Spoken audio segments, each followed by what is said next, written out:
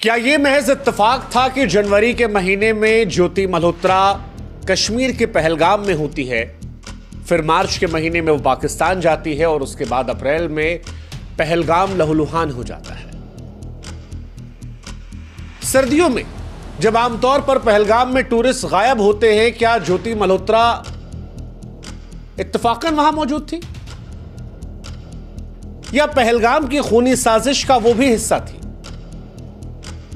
एक साधारण सी इन्फ्लुएंसर आखिर 2 साल में 3 बार पाकिस्तान का वीजा कैसे पा लेती है? चलो मान लिया पहली बार पाकिस्तान देखने की शायद उत्सुकता हो, हालांकि पाकिस्तान देखने की उत्सुकता किसको होती है, लेकिन फिर भी मान लेते हैं कि चलो ठीक है देखने गई। लेकिन फिर दूसरी बार, तीसरी बार, ये केवल इत्तेफाक है? एक साधारण से इन्फ्लुएंसर मरियम नवाज से कैसे मुलाकात कर लेती है? पाकिस्तान में अधिकारी दानिश उसका दोस्त कैसे बनता है? और अगर यह भी इत्तेफाक है तो क्या वजह रही होगी कि आईएसआई के शाकिर को उसने नाम बदलकर जट रंधावा के नाम से सेव किया था? क्या पहलगाम की खूनी साजिश का वो पूरी तरह से हिस्सा थी या सिर्फ गलत वक्त पर गलत जगह मौजूद थी? ज्योति मल्होत्रा को फिलहाल पुलिस ने पकड़ रखा है, सुरक्षा एजेंसियां भी उससे पूछताछ कर रही हैं, लेकिन जितने कड़ियां और जितने इत्तेफाक आ रहे हैं वो सवाल पूछ रहे हैं क्या ये सब इत्तेफाक है या ये इत्तेफाक जो इशारा कर रहे हैं कि नहीं, पहलगाम नरसंहार में क्या आतंकवादियों को रास्ता दिखाया गया हो सकता है या ये मदर ऑफ कोइंसिडेंस है? सवाल यह भी कि क्या वो पैसों के लिए बिकी, प्यार में फंसी, या दोनों? वैसे पिछले वीडियो में आप में से कई लोग लिख रहे थे कि इन्फ्लुएंसर जो है वो कैसे गद्दारी कर सकता है, उसके पास क्या जानकारी होगी। यह सवाल जो है बीते 24 घंटे में बहुत सारे लोगों के मन में है, क्योंकि ज्योति मल्होत्रा की तस्वीरें, ज्योति मल्होत्रा की लाइफस्टाइल देखकर लोग ये तो जान गए हैं कि 3-3.5 लाख फॉलोअर लेकर भी ये लड़की हिंदुस्तान से लेकर चाइना, भारत के तमाम सेंसिटिव इलाकों में, विदेश में मौज काटते, पाकिस्तान के अंदर घूमते टहलते मजा लेते नजर तो आ रही है। जुगाड़ तगड़ा है, लेकिन कैसे गद्दारी कर सकती, क्या गद्दारी कर सकती है? यह सवाल बहुत सारे लोगों के मन में है। और जब पहलगाम वाला सवाल आया तो यह भी सवाल है क्या पहलगाम की हिंसा में उसका भी हाथ है? इन दोनों सवाल का जवाब आज इस वीडियो में हम आपको देंगे, हम आपको समझाएंगे। लेकिन उससे पहले हम आपसे भी कहेंगे कि भाई साहब, आप लोग 20-20, 25-25, 50-50 लाख लोग हमारा वीडियो देखते हैं, आइए हमारे व्हाट्सएप पे जुड़िए, हमारा आपका रिश्ता जो है वो और बेहतर हो जाएगा। कमेंट सेक्शन डिस्क्रिप्शन में दिया है, जितने लोग देख रहे हैं सभी जुड़िएगा। हम आपको फिलहाल उस सवाल का जवाब देते हैं जो पहलगाम कनेक्शन को लेकर आता है। अब सवाल यह है कि ज्योति ने सर्दियों में पहलगाम को क्यों चुना? क्योंकि पहलगाम में ज्यादातर लोग जाते हैं, वो जाते हैं मार्च के महीने से लेकर जून जुलाई तक। अगर आपको लग रहा हो कि यह सही नहीं है तो आपके मोबाइल में भी गूगल होगा, चैट जीपीटी होगा, वहां जाकर टाइप कर दीजिए कि पहलगाम में लोग सबसे ज्यादा कब जाते हैं, आपको जवाब मिल जाएगा। लेकिन यह लड़की दिसंबर और जनवरी के महीने में कश्मीर पहलगाम में थी। सवाल यह है कि यह क्यों था? कई लोग यह भी दावा कर रहे हैं कि जब उसकी पर्सनल अकाउंट को स्क्रॉल किया गया तो वो खाली 2 लोग को फॉलो कर रही थी, एक अपनी आईडी को और एक इनक्रेडिबल पहलगाम को। यह दावा है, लेकिन एक चीज जो दावा नहीं है वो ये है कि उसकी प्रोफाइल पाकिस्तान से भरी थी। उसके मोबाइल में आईएसआई के अधिकारियों का नंबर मिला है बदले हुए नामों से। पाकिस्तान में उसके मित्र थे। वो लड़की जो हरियाणा के मुख्यमंत्री से मुलाकात नहीं कर पाई, वो पंजाब की पहली महिला मुख्यमंत्री के साथ खड़ी थी और उन्हीं की तरह बढ़िया माथे पे लगा के बिल्कुल मेलजोल चल रहा था। ये सारी बातें सच है। पाकिस्तान में उसका वीवीआईपी स्वागत हो रहा था। वो चाइना गई थी, वो भारत के हर सेंसिटिव इलाकों में गई है, वो बांग्लादेश भी घूम के आई है। ये सारी बातें आ रही है। और अगर उसे घूमने का शौक था तो फिर दुनिया में और भी इलाके थे, लेकिन वो इलाके जो सेंसिटिव है और बाद में जो लव जिहाद या रिश्ते वाली बात आ रही है जिसमें अय्याशी का जिक्र चल रहा है, बाली में जिसकी खबरें चल रही है, उधर हम नहीं जाएंगे। लेकिन ज्योति मल्होत्रा ने दिसंबर 2024 और जनवरी 2025 को पहलगाम का दौरा किया था। सर्दियों की वजह से वहां लोग गायब होते हैं और उसके बाद अप्रैल में ये पूरी घटनाक्रम हुई जिससे पूरा देश, दुनिया सहम गई थी। अब सवाल ये कि संयोग है, साजिश है, ये बहुत बड़ी बात है और यहीं से सारा सवाल शुरू हो रहा है, क्योंकि पहलगाम में लोग नहीं जाते। उस टाइम हमले से ठीक पहले मार्च 2025 में ज्योति पाकिस्तान गई। अब जब कहा जा रहा है कि उसके संबंध आईएसआई से थे, तो क्या आईएसआई को पहलगाम की सुरक्षा, सैन्य ठिकानों या रास्तों की जानकारी दी? आप में से कुछ लोग कहेंगे कैसे, हम आगे आपको बताएंगे कि इन्फ्लुएंसर्स का इस्तेमाल कैसे आईएसआई कर सकती है। ये सारी बातें आज हम आपको इस वीडियो में समझाएंगे। लेकिन कुल मिलाकर कहानी यही है कि पाकिस्तान और पहलगाम, ये दोनों का साथ आना शक की आग में घी को डालते हैं और इसी वजह से जांच एजेंसियां जो हैं उसके मोबाइल, लैपटॉप, उसके रिश्तों सबको खंगाल रही है। अब ये तो जांच के विषय है, लेकिन पाकिस्तान से उसका प्यार ये जांच का विषय नहीं है। और ये सवाल भी उठता है कि एक हिंदुस्तानी लड़की का पाकिस्तान से इतना प्यार क्यों था? क्या वो पाकिस्तान की जासूस थी या प्यार में पड़ गई थी किसी के, जिसके चक्कर में बार बार पाकिस्तान जा रही थी?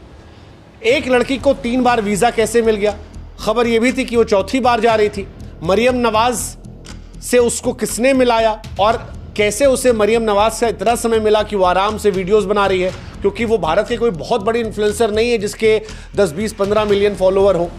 2.5-3 लाख फॉलोवर भारत में हर एरे गहरे नत्थु खैरे के हैं। ज्योति की जब आप कुंडली खंगालते तो आपको दिखता है कि 2023 में पाकिस्तान हाई कमीशन दिल्ली में जो है वहां पर इफ्तार पार्टी होती है। इनको बुलाया जाता है, दानिश मियां बुलाते हैं और वहीं पर शाकिर और अली एहसान से मिलवाया जाता है। अब सवाल ये कि दोस्ती थी या हनी ट्रैप?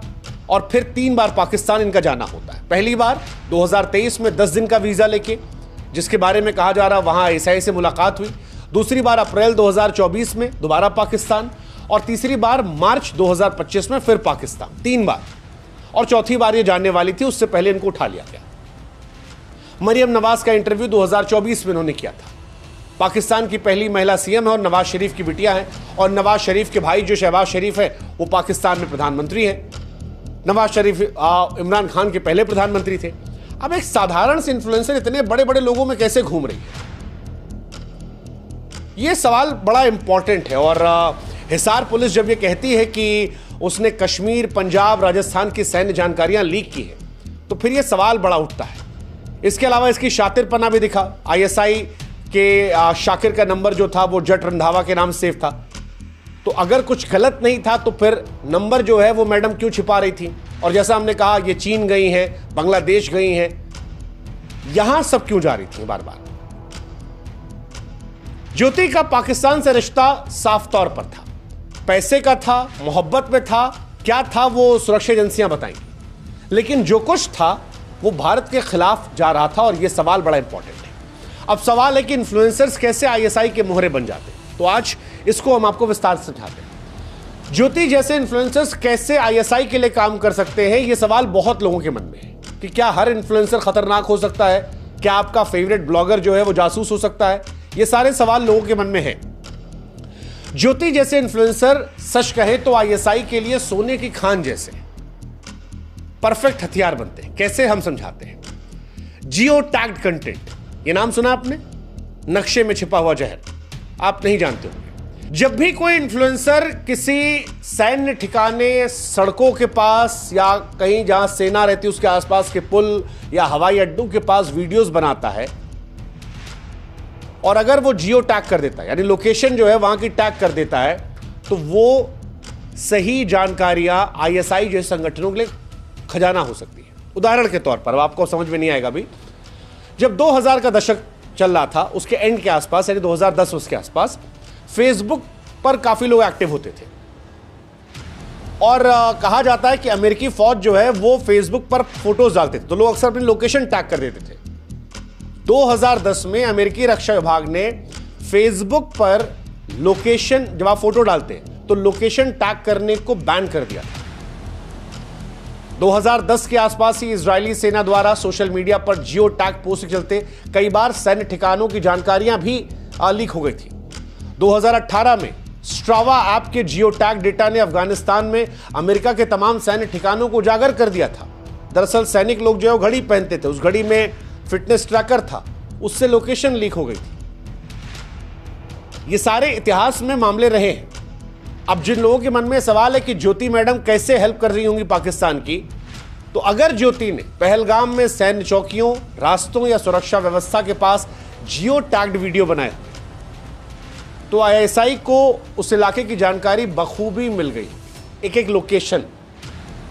दूसरा, इन्फ्लुएंसर्स जो होते हैं उन पर कोई डाउट नहीं करता। उनके रिश्ते जो होते हैं अक्सर नेताओं से, अधिकारियों से, सैन्य कर्मियों से होते हैं। कई बार वो संवेदनशील जगहों पर पहुंच जाते हैं जहां पर आम आदमी नहीं पहुंच सकता, क्योंकि सबको प्रचार प्रसार चाहिए होता है। तो अगर वो पीएमओ तक, सीएमओ तक पहुंच जाते हैं और आईएसआई के लिए वो काम कर रहे हैं, तो वो बहुत सारी जानकारियां यहां से वहां पहुंचा सकते हैं।